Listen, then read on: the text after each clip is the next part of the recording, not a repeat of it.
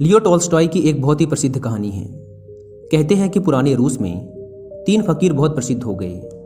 वे इतने प्रसिद्ध हो गए कि वहाँ का जो सबसे बड़ा पादरी था उसे उन तीनों फकीरों से बड़ी ईर्ष्या होने लगी, क्योंकि धीरे धीरे लोगों ने चर्च में आना ही बंद कर दिया था। चर्च से लोगों की भीड़ बिल्कुल गायब सी हो गई थी। अब सभी लोगों ने उन 3 फकीरों के पास ही जाना शुरू कर दिया था। वहाँ का प्रधान पादरी सोचता कि ये तीनों कौन हैं जो मेरे रहते संत बन गए, क्योंकि ईसाईयत में एक प्रथा है कि जब तक चर्च किसी इंसान को मान्यता ना दे दे तब तक वो संत नहीं बन सकता। पादरी बड़ा परेशान रहने लगा, क्योंकि लोगों में चर्च की लोकप्रियता दिनों दिन कम होती जा रही थी। लेकिन एक दिन तो हद ही हो गई। पादरी पूरे दिन चर्च में बैठा रहा, लेकिन एक भी व्यक्ति चर्च नहीं आया। पादरी के क्रोध का ठिकाना ना रहा। उसने निश्चय किया कि आज तो उन तीनों फकीरों की खैर नहीं, आज तो मैं उन तीनों को सबक सिखाकर ही रहूंगा। वह अपनी पूरी पादरी वेशभूषा में तैयार हुआ। उसने सोने का ताज पहना, हाथ में प्रधान पादरी का प्रतीक वाला सोने का डंडा लिया और चल पड़ा उन तीनों से मिलने। वे तीनों एक बड़ी सी झील के उस पार रहा करते थे। पादरी एक नाव में बैठकर झील के उस पार पहुंचा। थोड़ा आगे चलने पर उसे एक बड़े से पेड़ के नीचे 3 सीधे साधे से इंसान बैठे हुए दिखाई दिए। वे तीनों पलथी मारकर चुपचाप उस पेड़ के नीचे बैठे हुए थे। पादरी ने उनके पास जाकर कहा, क्या तुम तीनों ही वो प्रसिद्ध संत हो जिनके कारण लोगों ने मेरे चर्च में आना बंद कर दिया है? उन तीनों ने कहा, संत? अरे नहीं नहीं, हम किस बात के संत? हम संत बनने के लायक नहीं हैं। ये तो यहाँ के लोग कहते हैं कि हम तीनों संत हैं। पता नहीं किसने ये झूठी अफवाह फैला दी, जिसे सुनकर लोगों की भीड़ यहाँ आती है। हम तो रोज ही इन्हें मना करते हैं कि यहाँ मत आया करो, लेकिन हम जितना मना करते हैं भीड़ उतनी ही बढ़ती जा रही है। हम इस भीड़ से परेशान हो चुके हैं। ये भीड़ भाड़ हमें रुचती नहीं। हम तो एकांत में ही रहना चाहते हैं। अच्छा हुआ आप आ गए। अब आप ही बचाइए हमें इस भीड़ से।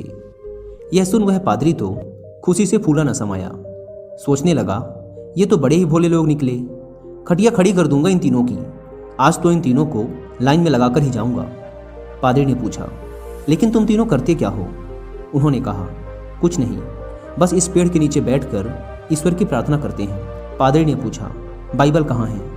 उन तीनों ने अपना सिर नीचे झुका लिया। पादरी ने पूछा, क्या हुआ? उन्होंने कहा, अब क्या बताएं आपसे, हम तीनों ही अनपढ़ हैं, हमें पढ़ना नहीं आता। बाइबल रखकर भी क्या करेंगे? यह सुनकर तो वह पादरी और भी खुश हुआ। सोचने लगा, अनपढ़ हैं फिर भी इतने सारे लोगों को बेवकूफ़ बना रखा है। इनकी तो मैं मटिया मेट कर डालूंगा, पूरे शहर के सामने इनकी बेइज्जती करूंगा। पादरी ने पूछा, फिर तुम लोग प्रार्थना कैसे करते हो? चर्च की प्रार्थना तो तुम्हें याद होगी ना? यह सुन उन तीनों ने फिर से अपना सिर नीचे झुका लिया। पादरी ने पूछा, अब क्या हुआ? तुम लोगों ने फिर से अपना सिर नीचे क्यों झुका लिया? उन्होंने कहा, क्या बताएं, बड़ी लज्जा आ रही है आपसे बताते हुए कि हमें प्रार्थना भी नहीं आती। पादरी ने आश्चर्य से कहा, क्या तुम्हें प्रार्थना भी नहीं आती? उन तीनों ने नाम में अपना सिर हिला दिया। पादरी ने कहा, फिर तुम तीनों प्रार्थना करते कैसे हो? उन्होंने कहा, आपके चर्च की प्रार्थना तो बड़ी लंबी चौड़ी है, हम अनपढ़ गवारों को याद ही ना हो पाई, और फिर गलत पढ़ने का कोई मतलब भी नहीं है। इसलिए बहुत सोचने के बाद, बहुत गणित भिड़ाने के बाद हमने अपनी खुद की एक प्रार्थना बना ली। यह सुन पादरी जोर से चिल्लाया, क्या तुमने अपनी खुद की प्रार्थना बना ली? प्रार्थना तो सर्वमान्य होती है, शास्त्रों में लिखी होती है, हजारों हजारों साल पुरानी होती है। जीसस को तो प्रार्थना खुद परमात्मा ने सिखाई थी, लेकिन तुम लोगों ने अपनी खुद की प्रार्थना बना ली। उन्होंने कहा, हमसे बहुत बड़ी गलती हो गई, हमें माफ़ करें। हम अनपढ़ गंवार इंसान, हमें कुछ नहीं पता। अब आप हमें जो प्रार्थना सिखाएंगे हम वही प्रार्थना आज से करेंगे। हम आपके पैर पड़ते हैं, हमसे बहुत बड़ी गलती हो गई, हमें क्षमा करें और आप हमें अपनी वाली प्रार्थना सिखाएं। लेकिन पादरी के मन में भी जिज्ञासा जागी कि देखूं तो इन्होंने कौन सी प्रार्थना बनाई है। पादरी ने कहा, पहले तुम लोग मुझे अपनी प्रार्थना सुनाओ। उन्होंने कहा, नहीं महाराज, हम अनपढ़ों की प्रार्थना का कोई मतलब नहीं, आप हमें और शर्मिंदा ना करें, आप हमें अपनी वाली प्रार्थना सिखाएं। लेकिन पादरी नहीं माना, इसलिए पादरी के बार बार कहने पर आखिर में वो अपनी प्रार्थना सुनाने के लिए राजी हो गए। उन्होंने कहा, हमने बहुत सोचा, बहुत विचार किया, लेकिन हमें कोई प्रार्थना ना सूझी। फिर हमें याद आया कि ईसाईयत में तो भगवान के 3 रूपों को माना गया है, इसलिए हमने इसी पर अपनी प्रार्थना बना दी। अगर आप हमारी प्रार्थना सुनेंगे तो हम पर हंसेंगे। इसके बाद वे तीनों चुप हो गए। पादरी ने कहा, अरे बताओ, नहीं हंसूंगा मैं। उन्होंने कहा, भगवान के 3 रूप हैं, इसलिए हमने प्रार्थना बना दी कि हम भी 3, तुम भी 3, हम पर कृपा करो। यह सुन तो वह गंभीर पादरी भी हंस पड़ा। बोला, जिंदगी में बहुत प्रार्थनाएं सुनी, पर ऐसी प्रार्थना कभी ना सुनी। वह मन ही मन सोचने लगा, बड़े बेवकूफ़ लोग हैं, आज तो इनकी यक्त ठिकाने लगाकर ही जाऊंगा। इन तीनों को मेरे पास चर्च में आना ही पड़ेगा। उन तीनों ने कहा, आप हमारी छोड़िए, अपनी प्रार्थना सिखाइए, हम आज से वही करेंगे। पादरी ने उन्हें चर्च की प्रार्थना सिखानी शुरू की। उन्होंने कहा, एक बार और। पादरी ने फिर सुनाई। उन्होंने कहा, एक बार और। पादरी ने तीसरी बार सुनाई। उन्होंने कहा, एक बार और, कहीं भूल न जाएं। पादरी ने फिर सुनाई। उन्होंने कहा, एक आखिरी बार और।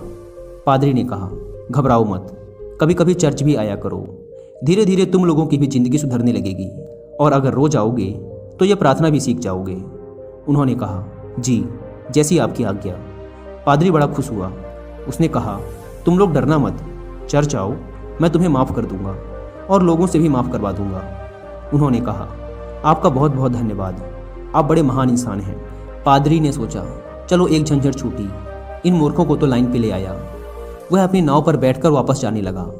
नाव अभी झील के बीचों बीच पहुंची ही थी कि पीछे से कुछ लोगों के चिल्लाने की आवाज़ आई। पादरी और माझी ने पीछे मुड़कर देखा तो उनकी आंखें फटी की फटी रह गई। वे तीनों पादरी को पुकारते हुए झील के पानी पर दौड़ते हुए चले आ रहे थे। वे तीनों पानी पर ऐसे दौड़ रहे थे मानो कोई जमीन पर दौड़ रहा हो। यह देखकर तो पादरी के हाथ से वह सोने का डंडा छूटकर वही नाव पर गिर गया। यह चमत्कार तो आज तक केवल जीसस ने ही करके दिखाया था। वे तीनों भागते हुए नाव के किनारे आकर खड़े हो गए और पादरी से कहने लगे, आप वो प्रार्थना हमें एक बार और सुना दें, हम उसे भूल रहे हैं। वो कहता है ऐसे शुरू होती है, ये कहता है ऐसे शुरू होती है, मैं कहता हूँ ऐसे शुरू होती है। हम तीनों में बहस शुरू हो चुकी है। अब हम बहस करें या प्रार्थना करें, इसलिए आप हमें वो प्रार्थना एक बार और सुना दें। पादरी ने तो झुककर उनके पैर ही पकड़ लिए और कहने लगा, अब तक जो भी बताया है, जो कुछ भी कहा है, सब कुछ भूल जाओ। तुम्हारी प्रार्थना जीती और मेरी हारी। तुम्हारी प्रार्थना ही श्रेष्ठ है। श्रेष्ठ है क्योंकि वह सुन ली गई है, और सच तो ये है कि अब से मैं भी तुम्हारी वाली ही प्रार्थना करूंगा। गलती तो मुझसे हुई है जो मैंने तुम्हारी प्रार्थना को कम समझा, जबकि कमी तो मेरी श्रद्धा, मेरी आस्था में थी, कमज़ोर तो मेरी प्रार्थना थी। इसलिए आप लोग मुझे क्षमा करें, बड़ा उपकार होगा। वे तीनों फकीर बोलते रहे कि आप एक बार हमें अपनी वाली प्रार्थना और सुना दें, लेकिन वह पादरी चुपचाप अपना सिर नीचे झुकाए